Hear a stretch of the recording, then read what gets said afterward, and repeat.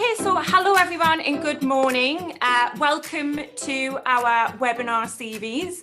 My name is Andrea Davis. I am the International Programme Manager at the Civil Service College. Today I am joined by our trainer Andrew Carapiet, who is kindly going to deliver a session for us today on leading the conversation, how to be proactive with media instead of letting them lead you. The session should last around about 1 hour. And just to reiterate again that it is being recorded, the webinar is being recorded and will be put on our YouTube channel. So for those that cannot join us, if you have any contacts or friends or colleagues, please do let them know. We will be putting it on our YouTube channel and we will be sharing the slides and the video in the next couple of days. So good morning and welcome. I can see a couple of people joining the webinar again. We want maximum participation. So at any point during this webinar, please do feel free to ask any questions, share your comments, share your experiences, and we will reply to those throughout.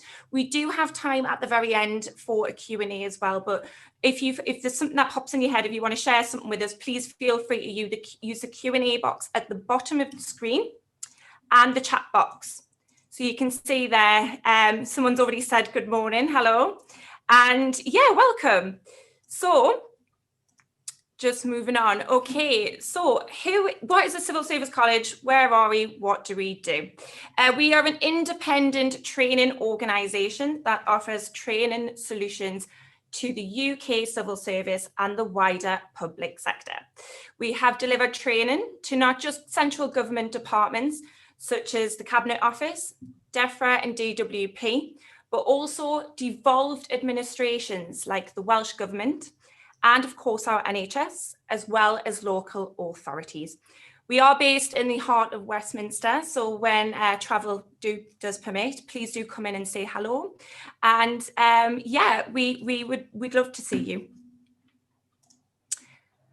All right, so not only do we work in the UK, we work internationally as well. So you can see our global footprint here. We do offer training, obviously in London as well for our internationals, but not only that, we do fly our trainers out to your country as well. So you can see here our footprint across the world. So again, when travel permits, if you do have any training requirements for yourself or for your organisation, please do speak to us because we do have a bunch of trainers that are willing to come out and fly out to you as well. So please do speak to me directly. I can provide my information at the very end of the webinar for those that do live overseas. Okay, so our course categories and services. We offer around about 70 different types of courses, ranging from accountability and governance to leadership and management, professional development, policy, law and legal, media, digital and data, and finance and commercial. This webinar today falls under the professional development category. So if you do want to find out more information about, this webinar this morning, we can actually have that conversation with you and you can speak to Andrew about any training that he may offer around that series. So again, it falls under the professional development series. If you do have any questions about today's webinar, please do speak to us at the end. We can provide you more information about a full day or half day course. The services that we offer, of course, we do offer classroom training. Given the current situation at the moment, all of our courses are actually being put online. So you do have the digital and virtual option as well. So again, speak to us at the very end if you do have any requirements in terms of doing your training in the classroom or online, and we can provide that information to you. So, as mentioned, we have the fantastic Andrew Carapiet with us this morning. He is going to be, he is going to be spending the next hour with us chatting with you all. So please do use the Q&A and comments box at the bottom if you do have any questions for Andrew. As mentioned, today's webinar is on leading the conversation, how to be proactive with the media instead of letting them lead you.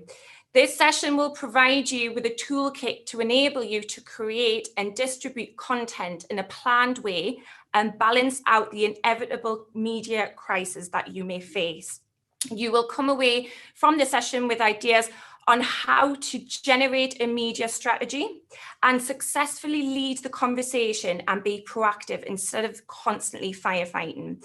So Andrew, who is here with us this morning, is a former BBC television producer for national BBC News and is one of the UK's most experienced communications skills coaches, specialising in media interview training.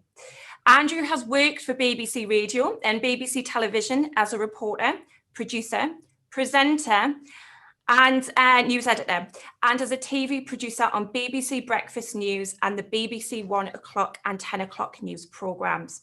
Andrew has also worked as a producer for Sky News and Mirror Group newspaper. Is there anything that you can't do, Andrew? Is there anyone that you haven't worked for? This is fantastic. We're very, very happy to have you here this morning. It's just a sign of old age. That's all it is. No, we are very excited to have you here this morning, Andrew. So again, if you want to take it away, thank you. Thank you. Well, good morning, everybody, and thank you for joining us. There's now 15 people joining us, so that's great news. Please feel free to ask questions as you go along, and Andrea will voice them up, and I'll try and answer them. So I'm starting off by saying for the last 6 months, it's been very hard to be proactive for obvious reasons. There's only one story in town, and that's coronavirus. So it's very, very hard to get away from that. And what's quite interesting is that early on, lots of organizations didn't recognize that. And they were trying to push all sorts of stories, as if things were just normal. This is wartime. This is effectively wartime in media terms. So, for example, something, I think late March, I saw a dyslexia campaign, from, I think it was Public Health England, who were trying to push a dyslexia campaign. Nobody was interested. Of course, dyslexia is important. Of course, it's vital to talk and raise awareness about this. The timing was wrong. So, it took the media, it took PR a long time, I think, to get used to the idea that really, if it wasn't coronavirus focused, it wasn't really going to have legs. It wasn't going to get very far. Okay, please. Yep.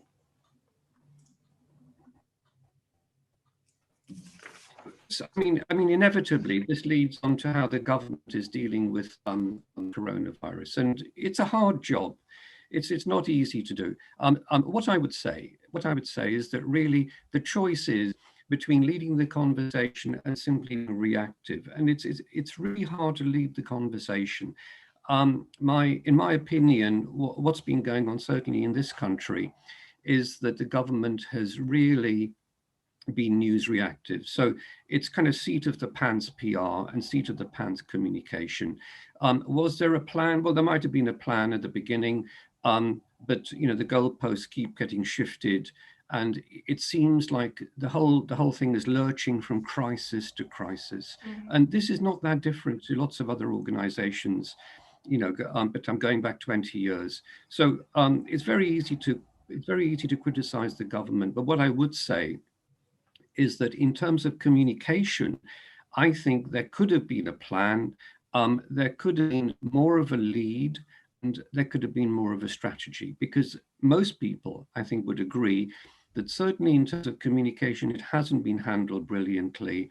And it seems that the whole thing is reactive. You're just reacting from crisis to crisis, crisis to crisis. You're lurching from crisis to crisis.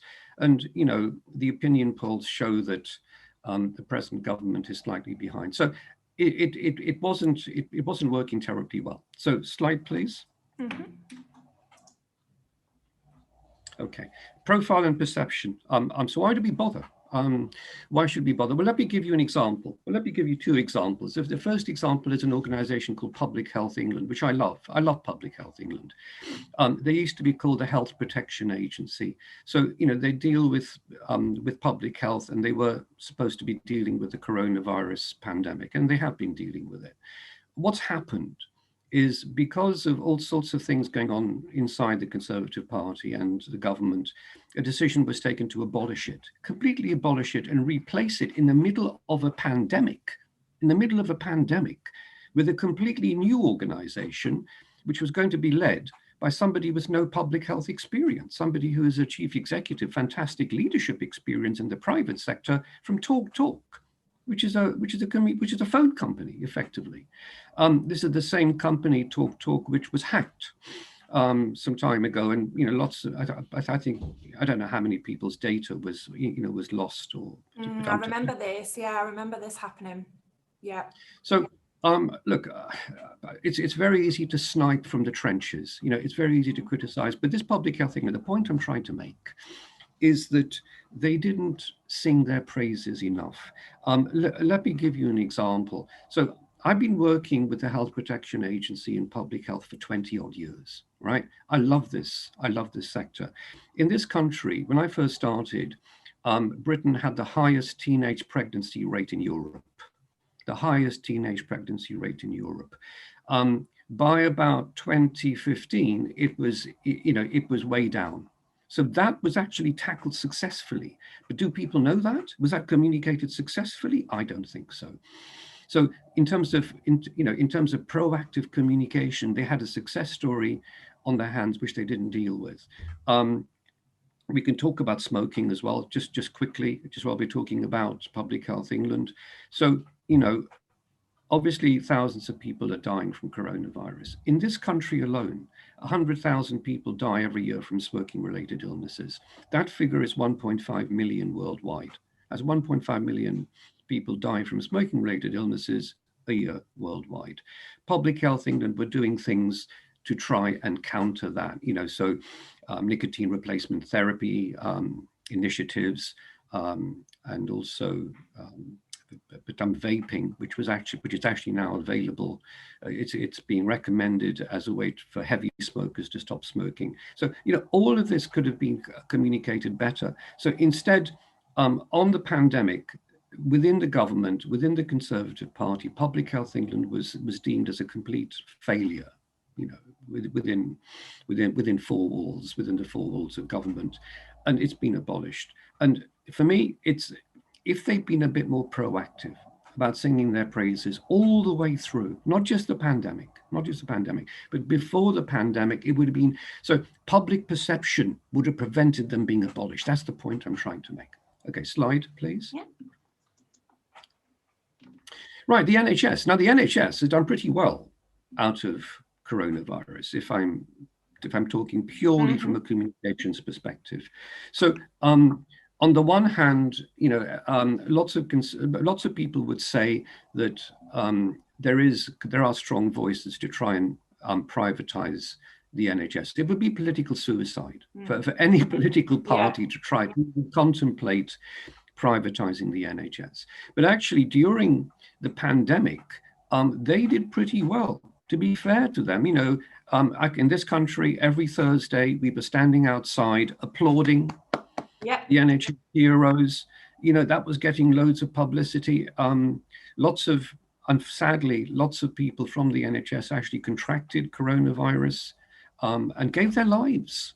Doctors, nurses gave their lives to treat patients who had coronavirus during this pandemic. So, the NHS has done really, really well in terms of communicating. It's in a stronger position today than it was 6 months ago, 9 months ago, 12 months ago. Obviously, there are political kind of machinations trying to privatize bits of it. And it costs something like 110, 120 billion pounds a year from taxpayers' money to run the NHS. But, do you know what? It would be political suicide to try and change that. Okay, so slide, please. So this is Captain Tom Moore, who raised, this is a war veteran. I think he lives somewhere in a place called Wootton Bassett, which is in Wiltshire. And he was walking up and down his garden, for days on end, trying to raise money, a sponsored walk effectively, in his own backyard because of lockdown and, self-isolating, aged 101. And there were all these images of him walking up and down. He raised £30 million for the NHS. So the point I'm making in terms of communication is there's two things. One is it's a case study. So the media love case studies. We don't just like stories about, institutions. It has to be humanized and human interest. There is enormous human interest in Captain Tom Moore. You know, firstly, he was a war hero. He's an army veteran. So, you know, in this country, the Royal British Legion is still a hugely influential charity, especially when it comes to Poppy Day. I should be wearing my poppy. Well, I haven't been out to get one. I haven't been out to get one, but so, you know, again, this is for the NHS, but it's how you communicate it. So it's through case studies, it's through human interest, and it's stories. So the point I'm trying to make about communication is really about narrative and stories. It's not just about saying, oh, we must communicate more for the NHS. It's how you do that. And what a national treasure he is as well. Fantastic Absolutely. gentleman, yeah. You know, he has widespread recognition in this country. I don't know about abroad. But you put his face up and people say, Captain Tom Moore, NHS, raising money for from the pandemic. People still are talking about him. I mean, this happened a few months ago and people are still going crazy for him. And rightly so. What a gentleman. He's fantastic. Exactly. This is exactly how a case study works. This is exactly how human interest generates awareness and goodwill and public perception in favor of. Yeah, he's 100 years old, 101 next year. Sorry, I stand corrected, Lindsay. I stand corrected, Lindsay. Fair enough. But you get the gist. You get the gist. All right, so slide, please. Not a problem. There we go. So what is proactive PR? So there are no pretty pictures on this slide anyway. So what I'm saying is there's no magic bullet. Can't just give you a piece of paper and say this is how you do it. It needs investment. It needs investment. Look, one of my clients in this country still is Stockport Hospital. Now, Stockport Hospital, they won't thank me for saying this. Sadly, they had a very sad incident where a nurse was found guilty of murdering patients through, I think it was giving them insulin, which is anyway. So it caused them enormous grief. And I was there trying to help them through this, the aftermath of it, and we got there. So the point about Stockport Hospital is that they employ 5,000 people. It's a huge catchment area. At the time I was there were only 3 people in their communications team. So guess what happens? They spend all their time firefighting.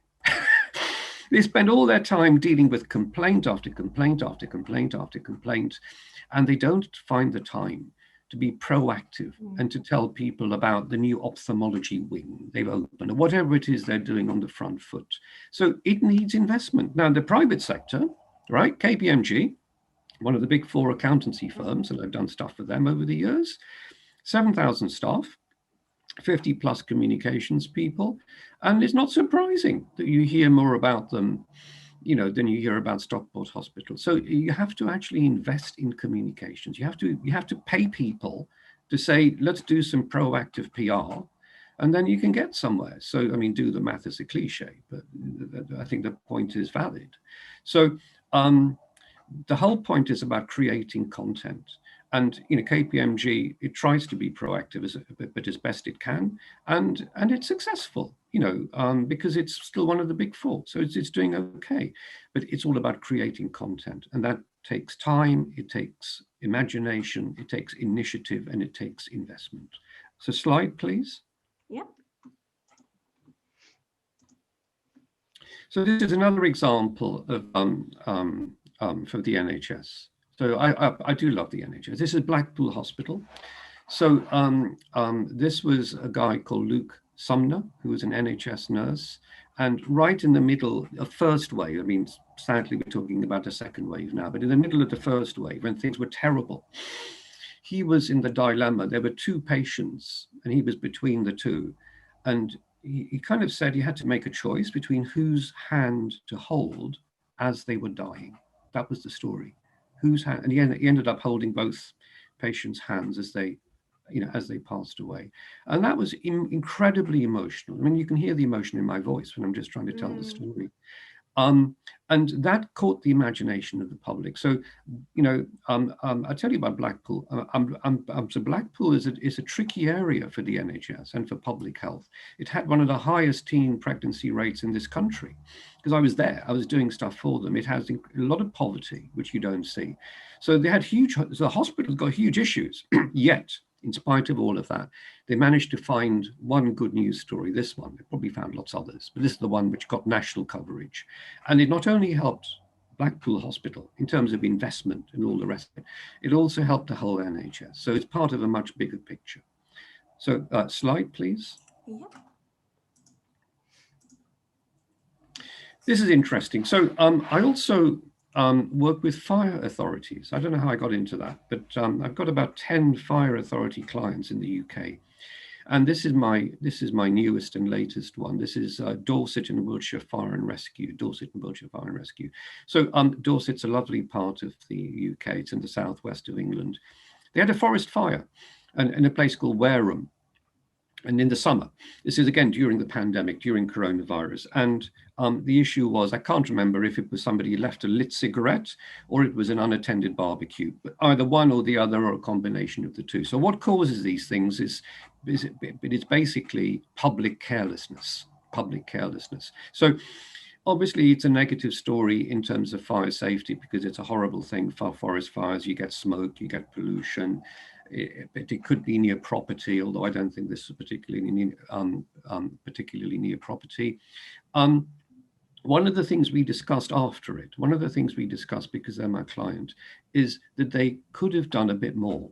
They could have done it a bit more on the day after the actual event, to talk about fire safety, to say, well, look, this horrible thing has happened locally. You, the public, can do more. Let's focus on the things which you shouldn't be doing. We shouldn't be having barbecues out there. You shouldn't be, you can smoke. Obviously, there's no law against smoking outdoors, but you shouldn't be just ditching your fag end lit and just leaving it on dry wood, dry grass. So to be fair, they're aware that they could have done more, and we were having the discussion, and I'll be doing more work with them. This isn't just one fire authority. This is lots of fire authorities. So the point I'm making is turning a negative into a positive. So you don't want to do that when people die. It's very difficult because it's inappropriate and insensitive, but no one's died here. Obviously, trees have died. Okay, so woodland has been destroyed, but there was an opportunity which was potentially missed to turn a negative into a positive. So again, this is kind of strategic thinking. So what we're doing with the fire authority, hopefully soon, is kind of strategic training, and then hopefully that will translate into action. So slide, please. So leading the conversation. Lots of people want to lead the conversation, but they don't know how. I'm a journalist. The short biog, I know, is a bit long. I'm sorry about that. It's ex-BBC. It's 2 words. I learned everything I know about journalism from the BBC. For all its sins, for all the knocking it's getting, I still think it's wonderful. You go abroad. I've delivered training abroad over the years. And the 2 things people tell me when I go abroad is the 2 things we like about your country, Andrew, is the NHS and the BBC. So I agree with them. I definitely agree with them. You go abroad. I mean, BBC World Service Radio, is listened to by 200 million people worldwide in countries where, a free press is a luxury. So they try and get the news from BBC World Service Radio. Anyway, so look, what I'm saying here is if you want to lead the conversation, you have to understand journalism. You have to understand what makes a story, what gets coverage, what cuts through. So say something interesting, don't state the obvious. Yeah. Tell me something I don't know. As a journalist, I've been receiving press releases when I first started in envelopes, snail mail, then on email. Now it's on Twitter, and on Facebook and on Instagram. And virtually every press release has a quote which starts, somewhere in the middle. It says, "Oh, we're delighted. This is great news for our organization." Well, for goodness sake, it's pretty obvious, isn't it? So something simple as that, the quote in a press release is extremely important. So use that to say something which is interesting, which is additional to what else you've said. So that's a little tip which will, which will make a slight difference, because 90% of these things just don't get covered. Either the email doesn't get opened. When I first started, the envelope used to get thrown in the bin, mostly by me, where I worked. And on Twitter, it just gets ignored because there's about 1 million tweets a minute on Twitter. So it's really hard to cut through. So you've got to find ways to cut through. Again, in the public sector, which is kind of where I'm at, if I'm honest with you, it's where my passion is. Avoid jargon. There is just so much, and acronyms. They call them TLAs, 3-letter acronyms.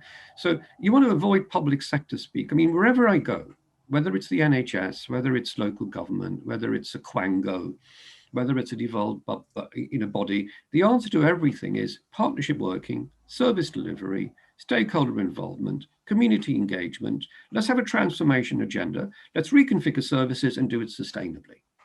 That's the answer to everything. What does it mean? It means nothing to most people. It means nothing to the audience who it's aimed at. Can you see where I'm going with this? So when it comes to leading the conversation, it's not only the investment, having the will, it's knowing what to say and how to say it. Okay, so slide, please. Right, this is interesting. So this is kind of how to, and you can call it news reactive, you can call it Piggy Back PR. Those people who work in PR will know exactly what I'm talking about. So, during the pandemic, one thing which did work, and I can't remember if it was the NHS or Public Health England or it's a Mental Health Foundation, there you go, who did this, a campaign on Mental Health Awareness Week of good causes, because obviously it's linked to the pandemic. So you've got to kind of use your nous, you've got to use your brain. So we can run stories other than coronavirus, as long as they are linked in some way, shape or form to the main story, to the one story in town which everyone is talking about. And mental health obviously is a huge issue with people in lockdown, especially elderly, vulnerable people. One of my best friends lives in Australia. His mother is 80 something and lives in a suburb of London. He's telling me she hasn't been out since March, right? Wow. She should to be safe. So you think about her mental health. I mean, she's, touch wood, she's solid. But so Mental Health Awareness Week is it touched a nerve, it touched a chord. I think 1 in 4, the statistic put out by charities like Mind, the mental health charity Mind, is that 1 in 4 people at some point in their life will experience a mental health issue. So it's kind of, it's about overcoming the stigma, because 10, 15 years ago, people didn't like admitting this. When you apply for jobs, you don't want to write this down on your application form. There's all sorts of issues. Now it's being embraced, and and awareness is being raised. So this is an example of positive, proactive PR, which does work at this time during coronavirus. Okay, so slide, please. Yeah, absolutely.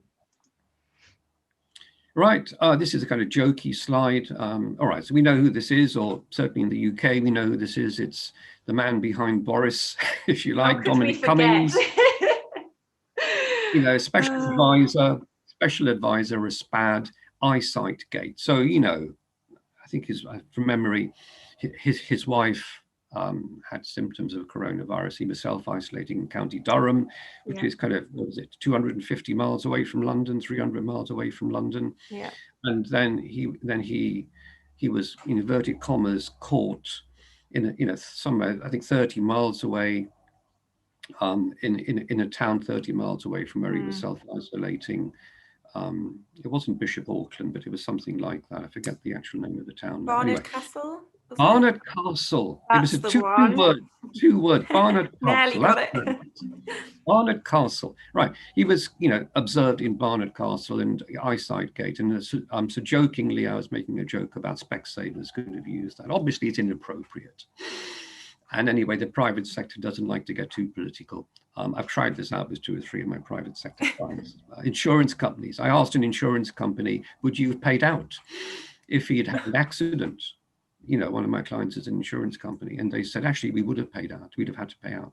Anyway, so I'm just trying to give you examples of being creative in terms of Piggy Back PR. So what it means is reacting to news stories and jumping on the bandwagon, if you like, with your own story. I'll talk about more of this in the next slide. So slide, please. Yeah, so this is an example of more appropriate Piggy Back PR. I'm calling it expert comment, news reactive. So this is finance companies. So, you know, huge amount of investment goes into communication from finance companies. This is about the big four professional services accountancy companies. So the big four, KPMG, PricewaterhouseCoopers, Ernst & Young and Deloitte. Okay, those are the big four. So one of my clients some time ago was a company called Baker Tilly, and their issue was Baker who, because they're actually number 8. So in the list of, so the reason why they're called the big four is because they have the top 4 turnovers for accountancy firms, the big four. So number 8 was Baker Tilly, and they're obviously competing for business with the big four. And I think something like 99% of FTSE 100 companies are audited by the big four. 99, I think that's right. Something like 99% of FTSE 100 companies, the auditors are the big four, right? Mm-hmm. So how does have somebody else get a, you know, get a chance at all? Get a chance, exactly. So yeah. So one of the things you could do, one of the things this is expert comments / piggyback PR / proactive PR, is to put an expert on a panel on budget day. So budget day before coronavirus was kind of, there's only one story in town, it's the budget. Chancellor will say corporation tax is up by 2%, and the duty on tobacco and alcohol is up by 2%, and income tax is down by a penny. So you need experts in the studio to say, well, what this means for your average man in the street is their income will go up by £30 a year or down by £150 a year, or your mortgage is cheaper. So the big four used to fight with each other to get their spokespeople on Sky News, on the BBC, on ITN, on Channel 4, all these major outlets. And they don't talk about their own company. Their job is to add expert comment on what this means. And the way you get the advertising and the PR is the corporate name check. So underneath their name, it'll be John Smith, head of tax, KPMG. So I was trying to help, you know, Baker Tilly get something similar going. So that's an example of piggyback PR, use reactive, way it works. And you can also call it expert comment. So basically trying to promote somebody from your organization as an expert in the field. It doesn't have to be finance. It can be housing, it can be building, it can be supermarkets, yeah? And that person is then an expert in the field. A lady who did very well with this is a lady called Shami Chakrabarti, who is now a baroness, I think she is. And she was, I think she was she MP? Can't remember, under Labour, but she was from an organization called Liberty, which was tiny, but she was always being put up as an expert on kind of freedom issues and freedom of speech issues. And she raised the profile of this tiny charity enormously by doing this. So it can be done. You don't have to be big, you just have to be an expert. Mm-hmm. Find a niche. Okay, so slide, please. Yeah. So again, this is, there's no pretty pictures on this slide, but let's just talk about this. So you've got to be creative. The first thing is to identify and exploit media opportunities. So I've just given you the option. I've just given you the example of budget day. It doesn't have to be budget day. One of the things which annoys journalists a lot is to have kind of these months or these weeks, you know, so it could be ingrowing toenail week, you know, or, you know, so potatoes from the farm week. I mean, that's just advertising. It's just a PR stunt. It's not interesting. What does work is Stoptober. So Stoptober hasn't had much traction this October. No. Because there's another story in town, coronavirus. But before that, for the whole month of October, stories about giving up smoking. So that's an example of a media opportunity. So it's an awareness month. The other one which works really well used to be Breast Cancer Awareness Month. Mm-hmm. For a whole month, you know, national press, tabloid newspapers. I've done PR for tabloid news, you know, to get stories into tabloid newspapers on breast cancer awareness. Yeah, it works. It works. So there are media opportunities out there. It's about identifying them and being creative. So newsworthy features, well, it'll take me too long to explain, but essentially news is what happens today. So you launch a campaign which has what's called a PEG. So it's on a specific date. So it could be the first day of Breast Cancer Awareness Week. Features are kind of things like, I don't know, travel health or dieting.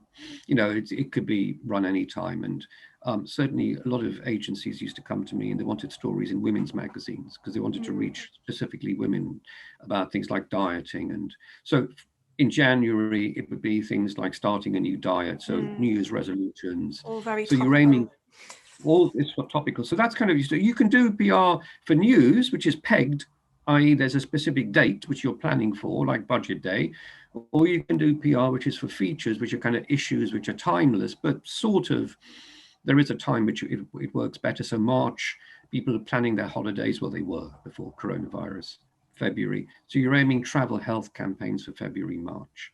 So it should be genuine news. Don't waste people's time. Don't waste journalists' time by sending them spurious stories about ingrowing toenail week and National Potato Week. It just annoys the hell out of them. And the next time you've got a proper story, guess what? They'll just bin it because it's the same source, the same email address as the one which came before. The other thing which works is pictures.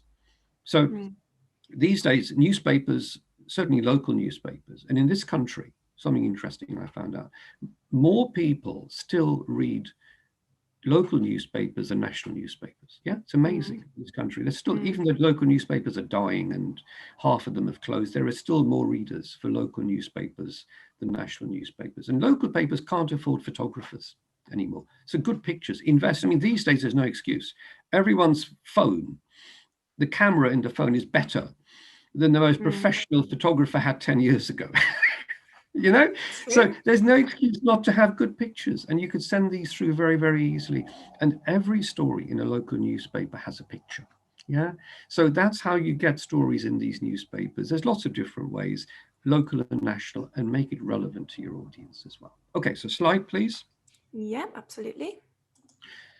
So this is kind of an interesting slide. This is not for PR people. This is for how PR people can explain what it means to have a story and something of news interest to people within an organization. So in a council, in this country, there's, I don't know, 600 different councils. I'm not sure the exact number. One of the issues is most people who work for a council are not really interested in PR. They just do their job.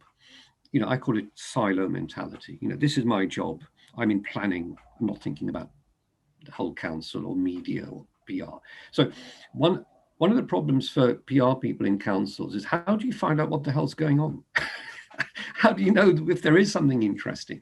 So I came up with a kind of slide which has keywords. So you send this slide to people who do an ordinary day job, not a media job. And you say, are you launching anything? These are buzzwords, effectively media buzzwords. Are you launching anything? Have you got an event coming up? Are you working on a new project, a new scheme? Is it valuable? Is it a £5 million project? So size matters, numbers. Is it if it's housing, is it going to house 3,500 people? That kind of thing. So that becomes newsworthy. So to somebody in housing, they're just building houses. To a journalist, 3,500 new houses is a story. So it's about being creative and how you communicate that. It's a first, it's new. It's a breakthrough. We're tackling homelessness. That's interesting. Homelessness is a fantastic. I'm working with housing associations and I'm saying to them, talk about homelessness, because during the coronavirus pandemic, what happens to homeless people? They kind of, it's very sad. There are still huge numbers, I think. I mean, I see them, just personal experience, large numbers of homeless people. So are you tackling homelessness? Are you unveiling something? So these are buzzwords for people within an organization to flag up something they're doing, which a communications expert can then work up into a story for the media. Okay, so slide, please. Yep. So business to business. So this is kind of, I suppose it's more for the private sector, but it's also for the public sector. We'll talk about it. For the private sector, it's kind of good news and bad news. So most trade papers depend on advertising, so the advertising comes from their clients. So if it's an insurance company, I don't know how many trade papers there are for insurance companies, but it's several. So the way you get coverage in the trade press really is to pay for advertising, and then you get a free advertorial. An advertorial is editorial, which is actually paid for. So it looks like editorial. It looks like it's been written independently by a journalist, but actually every word has been copy approved by an advertiser. So it's kind of blurring the lines between editorial and advertising. Yeah. Anyway, so obviously, business to business, you can do advertorial, which you can pay for. You can take out adverts, and you can get free editorial on the same page next to the advert. There are exceptions. So I'll give you an exception. So in housing, there is really only one trade press, and that's called Inside Housing. And there's something like 1,000 housing associations in the UK. And the problem which they've got is that Inside Housing can be picky and choosy, and they're quite critical. So actually, the biggest scrutiny for housing associations is not from the Daily Mail, right? Or the Telegraph or the Times. It's from Inside Housing. It's from their own trade press. And if I'm being honest with you, there was a second trade paper called Housing 24, which went bust. Why did it go bust? Because the housing associations didn't invest in it. They didn't spend money advertising in it, so it went bust. So the more trade papers you've got, the more opportunity you've got to get softer coverage, to get less scrutiny, which is kind of what you really want. The other example, I suppose, you've got Inside Housing. In the private sector, you've got a very powerful trade newspaper called The Grocer, which is there on the first picture. Now, The Grocer is quite critical. It holds the big supermarkets to account, and communications people from the supermarkets are very, very wary of The Grocer because it's a proper, it does proper journalism. So there's good news and there's bad news, but business to business is very valuable for both the private sector and the public sector. Okay, so slide, please. Yeah. Is that your dog in the background? It is, sadly. But there you go. Oh, bring him on camera. It just shows that this is real. This is not. It is real. No, exactly. Yeah, no, you're right. Okay, so social media. Well, I'm not the guru on social media. Well, but what I would say is that what's really interesting for me about social media is that it definitely blurs the lines between editorial and advertising. So half the time, people don't know, is this independent kind of journalism or an independent voice, or is this a paid for opportunity to get influencers and bloggers, and they earn vast sums of money from the private sector who, say, if you push my line of cosmetics in your blog about, so what's interesting is there's a lady called Kim Kardashian who was doing this before social media. So so keeping up the Kardashians was like a living blog, before everybody else cottoned on that this was a huge money spinner. But obviously, I'm not the guru. I could spend a whole session on social media, but it is interesting. And I think what's interesting is the lines are being blurred. Yeah. And it's good news for the it's good, it's good news for the protagonists, for the people who are putting stuff up there.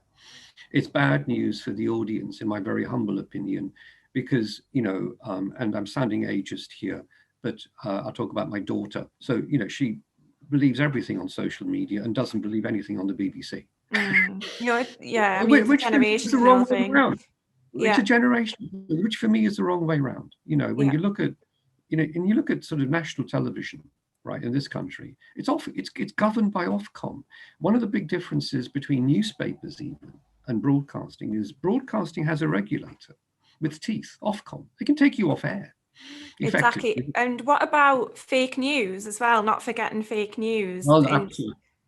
Instagram, Facebook is a terror for providing it. And and obviously given the fact that, like you were saying about a generational thing with newspapers, like yourself would read a newspaper or look online, as opposed to Instagram and Facebook. I'm sure there's a statistic that says the news gets to Instagram in platforms like Twitter and Facebook quicker than, say, a journalist that would work for a local newspaper or, someone that works for a national newspaper. It gets on Instagram like that. So I imagine the drop in sales of newspapers are rapidly just disappearing now. So well, let's talk about that. So what's interesting is that local papers, first thing they do is they monitor Twitter. If you're living in Bournemouth, the Bournemouth Echo, it's probably only got half a dozen people working for it. And now, And the first thing they do is monitor Twitter to see what's happening, in their patch. And so it feeds off each other. But I think what's also interesting is your fake news, right? Donald Trump he didn't invent the phrase, but you think of fake news, you think of Donald Trump. You do, of course you do. You think of Donald Trump. Look, so the thing about fake news is that Donald Trump, ironically, is accusing the most heavily regulated people, like your kind of broadcasters, your BBC and your NBC and your CBS, accusing them of perpetrating fake news, when actually social media is relatively unregulated. It's the Wild West out there. It's still the Wild West out there. Yeah. And that's going to change. This is why, look, Facebook, right? Guess who they appointed as their kind of global, but I'm certainly UK and European head of communications type figure. I forget the exact title. It was Nick Clegg, former deputy prime minister of this country, right? Because they're aware that there will be huge pressure and scrutiny put on social media, because they don't have this, because they don't have this kind of level of regulation, let alone taxation. You won't even talk about tax.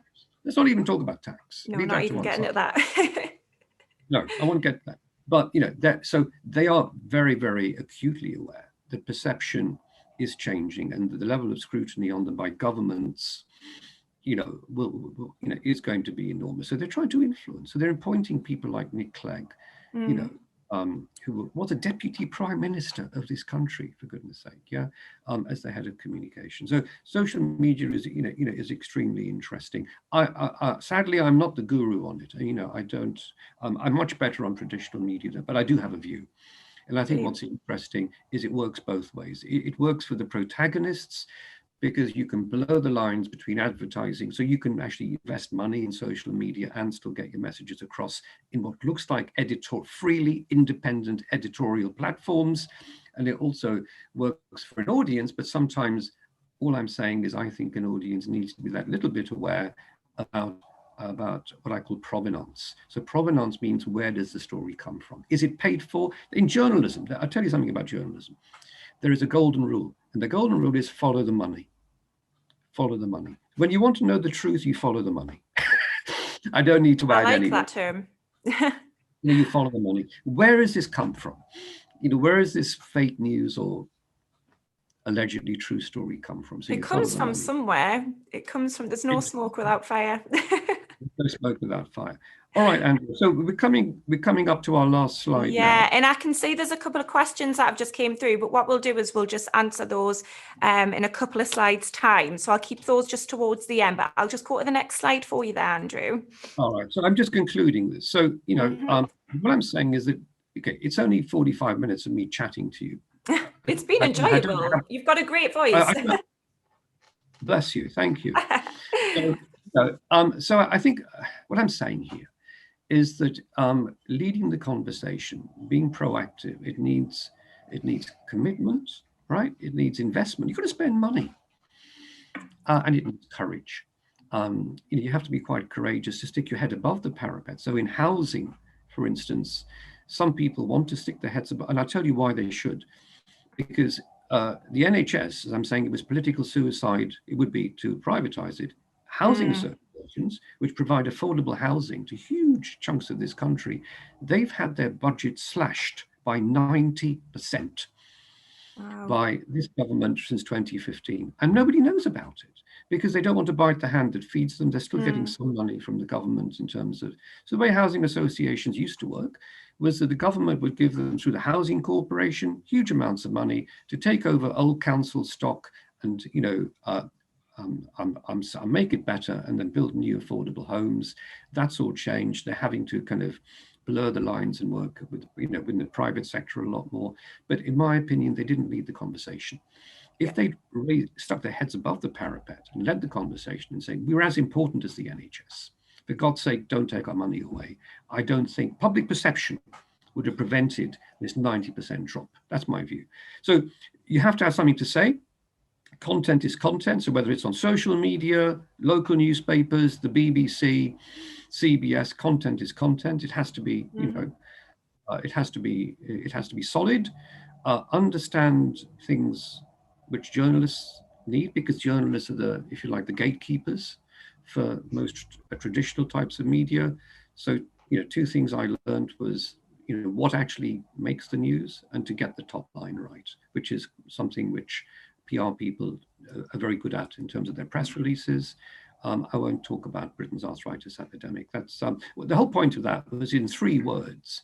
I managed to get enormous, in this country for one campaign, enormous coverage everywhere. I boiled the whole thing down to 3 words. This was for a charity called Arthritis Care. This is a few years ago. So Britain's arthritis epidemic got massive coverage because I got the top line right and I understood what was potentially newsworthy. So I rest my case. So we'll take some questions now, Andrea. Thank you very much for that, Andrew. And yeah, thank you very much for sharing your various case studies, experiences and anecdotes. It seems like you've got so much experience behind you and you've probably got a million more stories to tell as well. So thank you for sharing. So we do actually have a few questions here, and I just want to say to our participants, if you can think of anything that you want to ask Andrew now, please do put it in the Q&A box. Alternatively, if you do come away from this session and there's something that pops in your head, again, I mean, at a later date, if you want to approach me, I'm more than happy to get in touch with Andrew to provide you with answers to your questions. Excuse me. So first question that we've got here, Andrew, are there certain newspapers to stay clear from and any that aren't trying to lead you? Okay, well, so I'm assuming this has come from one of our UK audience members. Is that right? It seems so. Yes, that's correct. Yeah. Okay. Well, look. Do you know what? It depends. It depends who you are. So if you're from the public sector and the NHS, the Daily Mail doesn't like you. Let's just be clear. But the Daily Mail has a certain audience. It knows its audience really well. It's a hugely successful newspaper, but the public sector, it doesn't approve of. It thinks there's too much money, taxation, If you're a pharmaceutical, right, you want to steer clear of the Guardian because the Guardian are scrutinizing. They're still in this country a huge voice. I mean, the readership has gone down because sadly they've had to put the cover price up. What is it now? £2.80. I don't know what it is now, but so it's not that affordable, but you can still get it online. But mostly in the pharmaceutical industry, they were absolutely petrified of the Guardian. Wow. I mean, I can think. Well, you think of Seroxat, right, which is an antidepressant. There was the health correspondent of the Guardian who was absolutely out to get Seroxat because in her opinion, there was a study of this was reported in the Guardian where allegedly it caused people to commit suicide, or it's something like there was a cohort of people who it worked against them and they ended up killing themselves and things like that. So she thought it was a dangerous drug, and she ran this huge campaign. It was picked up by Panorama, so the BBC picked up on it and they interviewed GSK, Glaxo, so the Guardian is obviously left of centre. And its politics are left of centre. And the public sector loves the Guardian because it'll get the stories in. The Daily Mail is right of centre, so is the Telegraph. So they don't, no one tells lies. No. But the way you kind of work the agenda is through omission. So good news stories about the NHS tend not to be front page on the Daily Mail, whereas good news stories about the NHS would be front page on in the Guardian. And similarly, a breakthrough drug for Alzheimer's or a clinical trial which claims there's a breakthrough drug for Alzheimer's is always on the front page of the Daily Express, or the Express as it's called, older audience, and the Daily Mail, but it's treated with huge suspicion by the Guardian and also the BBC, because there are so many clinical trials out there. Who knows which one is actually right and which one is actually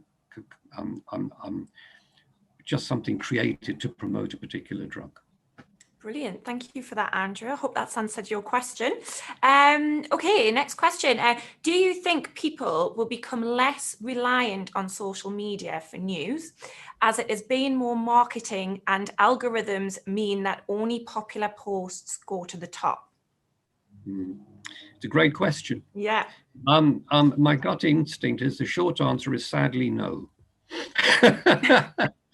It's here to stay, guys. I mean, old codgers like me, we just have to get our heads around it. We just have to get our heads around it. You can't ignore it. Look, look, I've got a young daughter. Her and her friends, it's completely reliant on their mobile phones, and they don't watch television. They don't watch the BBC News. They don't read the Guardian. Yeah. So, but in the good old days, people used to read the Guardian for the jobs. On a Wednesday, the bit in the middle was thicker than the main newspaper, all the public sector jobs. Sadly, those days are, I remember that. Yeah. Yeah. So the short answer is sadly no, but what I do think is relevant is that social media will have to police itself better. And they are already doing so because of the pressures and scrutiny from government. And it's not just on the content, it's on the tax. What they don't want to end up doing is paying huge amounts of money in tax. So they don't want to upset the governments too much. No. So if a particular government is saying, look, you have to be more careful about the kind of stories you're posting, you have to, there's all sorts of stuff about ISIS, and I'm not even going to go there. You have to be careful what goes on YouTube and what goes on Instagram and what goes on Facebook. They will listen, and there will be more self-policing. Will it go away? No. Will it, will people go back to reading newspapers and watching television more? No. But it is what it is. It is there. Thank you very much for answering that, Andrew. Okay, there's another question here. Within this day and age, would it be easier to lead the conversation via social media rather than through the newspaper? Absolutely, yeah, but absolutely. What I would say is content is content. So that means the same content can lead the conversation for every outlet. It doesn't have to be social media. So once you create good content like NHS Heroes, whatever it is, case study Captain Tom Moore, that can go on Instagram. That'll work on Facebook. It'll work on YouTube. It'll work on BBC News. It'll work in the the Mail Online. And let's not forget, the Daily Mail Online. 60% of the Daily Mail's revenue comes from the Mail Online. It's the most successful. The Daily Mail is the most successful online.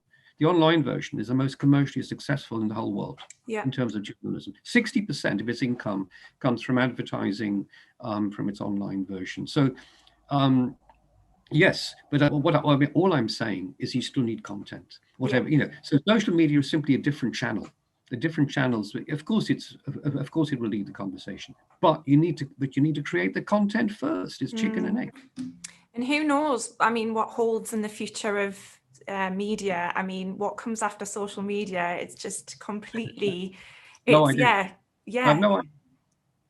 I have absolutely no idea. I don't have the imagination to go beyond social media. How high does it go? Thank you for answering that question. We've got one more here. Negative news always travels faster than positive news. Very true. Is there a way to portray that same message with a positive message within? All right. So, okay, that's a good question. And it's true. What I would say is you pick your battles. So what that means is if there's a negative story about you, sometimes you've got to think longer term, and you invest more in positive communications over the next 3 months. So you're actually drip feeding positive stories the next week, the week after that, which were appropriate. Sometimes you want to keep your head down for a few months. Does that make sense? Yeah. So let's talk about Prince Harry and Meghan Markle for a second. I mean, I'm risking it here. So before Meghan Markle and Prince Harry took the decision to leave the royal family and to leave this country and make loads of money in America, so my advice to them, and I sent them stuff on Twitter, but they don't listen to me, was keep your heads down for a few weeks, guys. You're getting so much bad news. Keep your heads down. Things will turn around. Let's not forget, Prince Harry was the most popular royal only a few years ago. You think of the Invicta Games, and you think of him as a kind of semi-war hero. He was always photographed in some kind of army uniform and out there in Afghanistan or wherever it was. So yeah, so you can turn it round, but you pick your battles. Sometimes you need to keep your head down for a few weeks, and then you start drip feeding more positive stuff. I'd also say prevention is better than cure. So that means you build relationships with journalists so that, so that they don't just, sort of stick the knife in and twist it. So they think, it's that nice company which is always sending me nice stories, or it's that friendly hospital where we've had 3 or 4 really good stories from them. They think twice about sticking the knife in, especially if it's a marginal negative story. So it's pick your battles is my short answer. Thank you for answering that, and I hope that's answered your question as well. Great. And there's just someone who popped up, Lindsay had asked, have you written or will you be writing a book? You have some excellent stories to tell. That's nice. Well, I was thinking about writing a book. You should. I was thinking about writing a book. I need to find a publisher first, or I could self-publish it. Yeah, it's a fair point. So thank you for that compliment. I appreciate it. Thank you very much, Lindsay. That's nice. Great. Thank you very much for your questions, and thank you so much for answering them, Andrew, of course. Webinar news. We try to do our webinars every single week. Please do keep up to date with the different topics that we are running from now up until the end of the year. By doing that, you need to sign up to our training alerts. It's www.civilservicecollege.org.uk to keep up to date with what's going on at the Civil Service College and the different sessions that we will be running. Coming up, on Thursday, the 5th of November, we will be joined by Claire Fisher, who will be delivering a session on evidence-based policy making, the myth of future proofing, and that falls under our policy series. And after that, we will be running a session on Thursday, the 19th of November, and we will be joined by Meenakshi Mistry, who will be delivering her session on, is there a business case for equality, diversity and inclusion? So if you are interested in any of those topics, please do look on our website and sign up and register to either of those, or you can alternatively sign up again to our weekly webinar news and find out what's going on at the college and what we will be doing over the next few months as well. To stay connected with us, of course, we are on Instagram, Facebook, Twitter, LinkedIn and YouTube. Our social handle is @CSCollegeOrg. So please do, sign up and follow us on any of our platforms. And again, just try and keep up to date with what we're doing. And if there's any webinars that, do interest you, if you can think of any topics, please do let us know. We welcome all ideas as well. Thank you very much, Andrew. It's been absolutely fantastic having you here this morning. It's been a very, very enjoyable session, and we've had some great questions, which I think you'll agree. So again, thank you for joining us. And if you do have any questions for Andrew, please do get in touch with me at the end and we'll fire them at Andrew. I'm sure I'll be happy to assist you and answer those. And just to remind our viewers that this webinar has been recorded. We will be sending this to you along with the slides, and they will be the recording will be put on YouTube, so you can inform your friends, family, contacts and colleagues and so on. So thank you again, Andrew. It's been lovely, and we hope to see you soon. And thank you to all of our participants. We hope to see you in November. Okay, thank you. Bye-bye. Bye.